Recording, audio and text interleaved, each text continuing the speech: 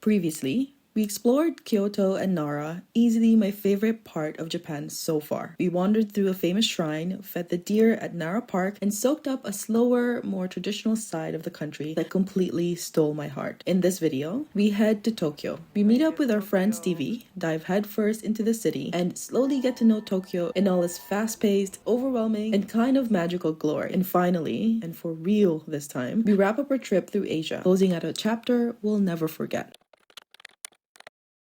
Continuing to save money, we took an overnight bus from Kyoto to Tokyo. It was just under 8 hours compared to a 2.5-hour bullet train that would have cost almost 4 times as much. And honestly, overnight buses aren't new to us at this point. And before we knew it, we were waking up in Japan's largest city, running on very little sleep and a lot of excitement.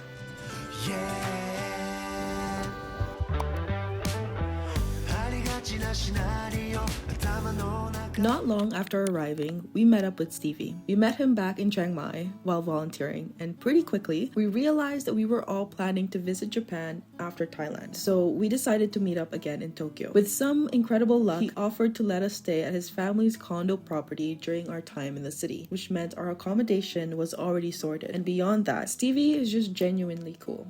Easily one of the most interesting people we met on this trip.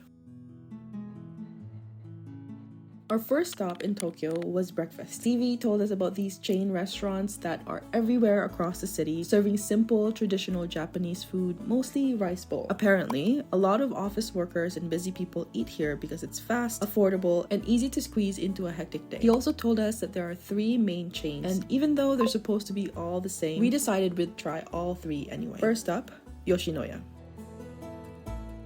Later that evening, we headed to the ever-famous Shibuya crossing. Being there felt a little surreal. It's one of those places that you've seen so many times on movies and TV shows that it almost doesn't feel real. It was exactly as busy as you'd expect. Endless streams of people, tourists and locals all moving at once, surrounded by glowing signs, giant screens, and billboards everywhere you look. There was so much happening at the same time that it could easily feel overwhelming if you're not mentally prepared. The closest comparison I can make is Times Square. Just cleaner, more organized, and filled with noticeably nicer people.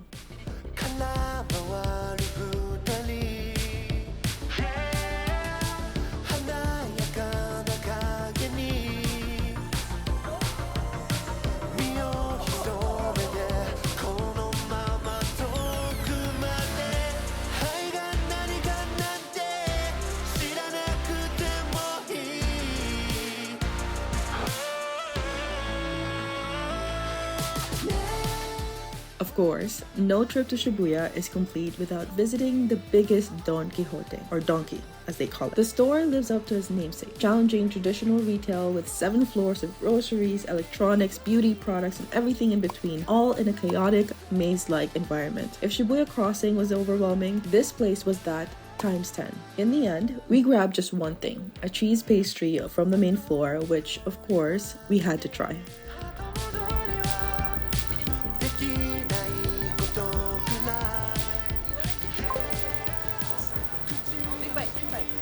Oh my god! Oh! Oh! Man, it's really gooey. Is it really hot?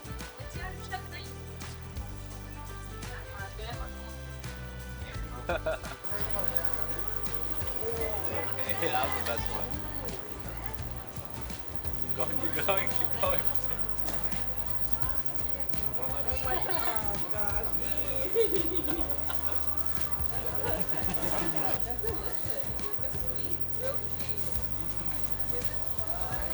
I don't think I can get it as good as that. That was...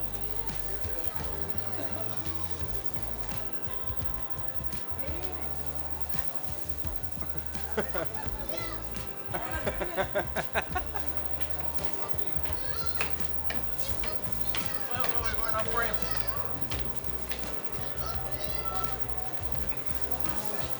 That must fall down the stairs.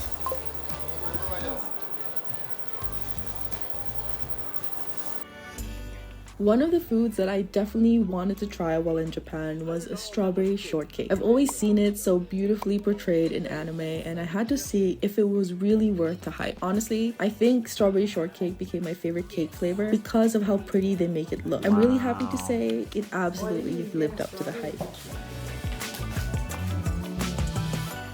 That was really good. This is exactly what I was thinking when I said a very delicate. I used the word delicate. I meant decadent. And how's the grape one?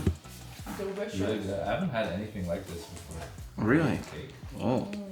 You've never seen a grape cake, to be honest. How's it? That's good. I see, yeah. Where do you rank strawberry shortcake? Like at least A tier. A tier? Whoa. Damn. I feel like it's classic. Too classic of a taste. That's why it's a solid C tier. C tier for you? Yeah, that's being generous. I'd probably put a D tier. Let's try this grape one. Whoa, that's really good. It's so obviously grape. Really? Does that make sense? Yeah. Even without having a grape piece? I kind of want to try now. Very grapey. Wow. I feel like that's not a great way. Japanese grapes, I feel like are the best. I do know that they're more expensive though. Soy's turn.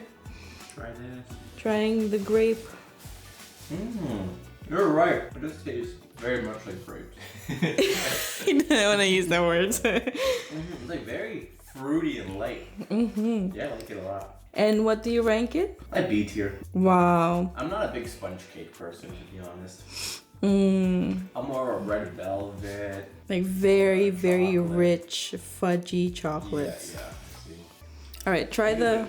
Oh, I don't even want to try that one. Wow, Not yet. that's You guys discrimination. You enjoy your D tier cake. It's okay. Let me try Like, this. what about this is different than American? I don't know. A little strawberry. Please. Alright, D was being harsh.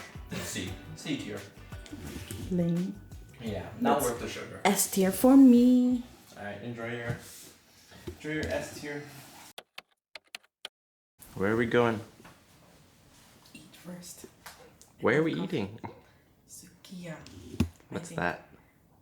Another gyudon restaurant. We're gonna try all three of them. Nice. Apparently, we'll see which one's the best. Alright. The next day, we headed to the second gyudon chain. Looking back, it probably would have been easier to compare all the chains if we ordered the exact same meals every time. But with only so many meals to eat during this long layover and so much more food we wanted to try, we decided to mix it up. So far, I'd say that the quality is about the same, and honestly, they're all really good. Plus, we needed a solid breakfast before a full day of exploring Tokyo.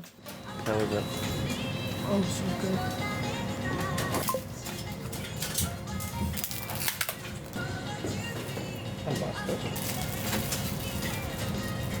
So strange looking. Nice.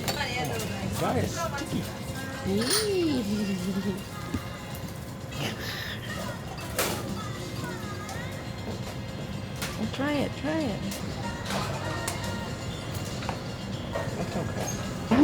If it's fermented, it's good. You gotta get that healthy gut. I wanna try it. I don't know. It's just a steak bowl. No. Oh, is theirs a breakfast bowl?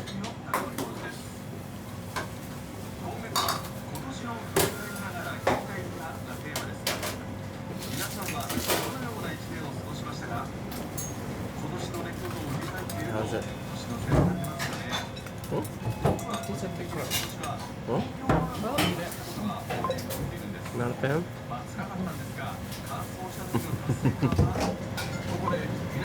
What kind of sauce is that? Good idea.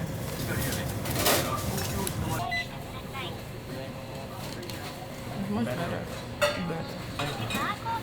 It's mustard and vinegar, basically, on fermented soybean.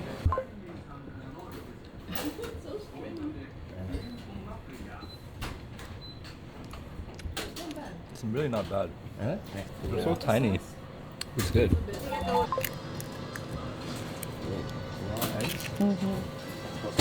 Yeah.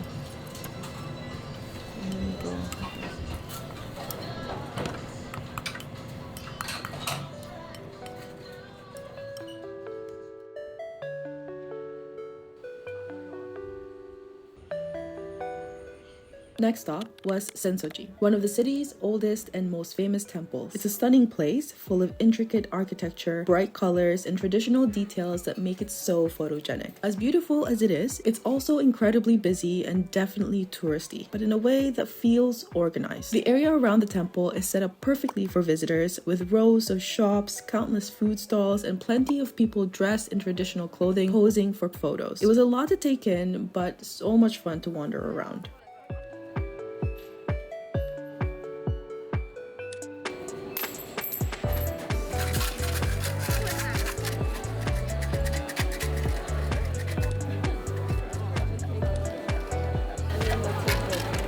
Medium? Bro. Damn, mid. Mid. Really don't want to do this. I feel like I have really bad luck with fortune. I would prefer just not to know. But Diane's forcing me to get a bad luck fortune, so 100 yen coin, let's see.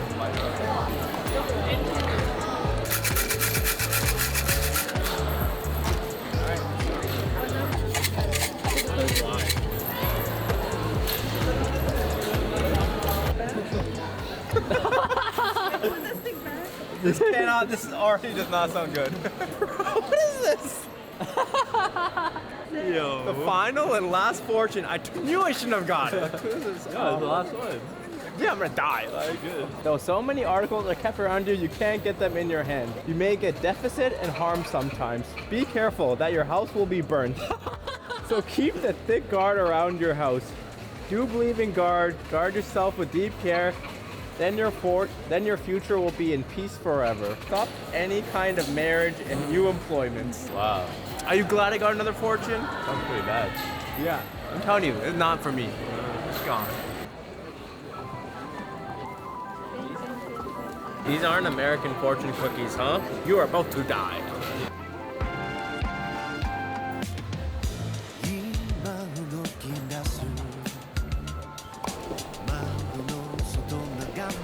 Time to get a new fortune.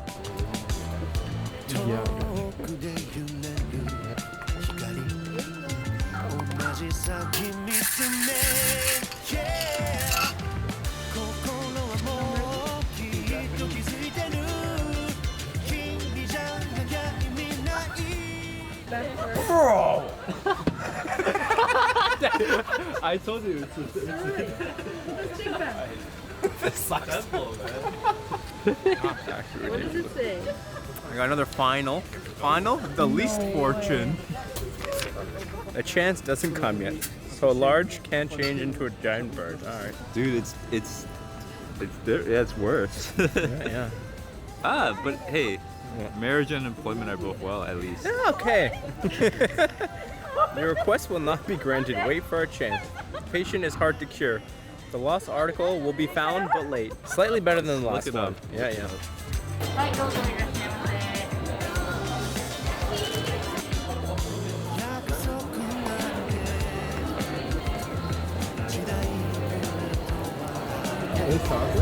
Red bean. It's so good. Wow. I like that. Close. Maybe. I don't remember. At the top of my head, yes. Let's try a little bit of the...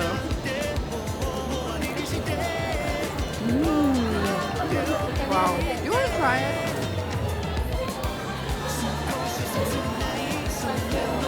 Yeah, it tastes like mochi. Daifuku is mochi that's stuffed. So this is daifuku, not mochi.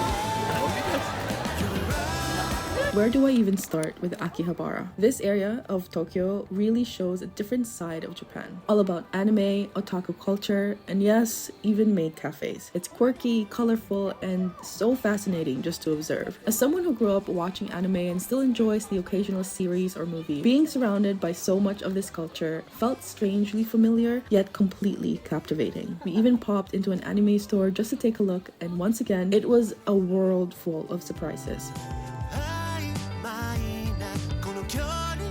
Where are we going? No. Fourth floor?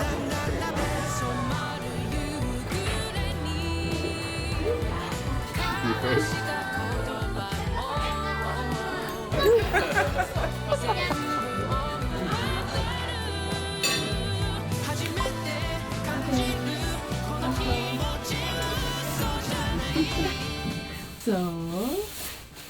for me. Wow. That's expensive. What are your thoughts? That was one of the weirdest things I've done in Japan. Alright, so now we're going to go get some tonkotsu, which is fried pork, based off Stevie's recommendation, and it looks massive. So let's walk over there and see if it lives up to the hype. Alright, Stevie's really hungry, so we gotta rush, otherwise he's gonna wither away. Normally, I do all the research for a new city, but this time, I didn't want to put too much pressure on our visit. So when he suggested this place, we didn't hesitate. There was a bit of a wait to get in, but it was much shorter than I expected. And of course, it was absolutely delicious. Totally worth every minute. Oh, thick.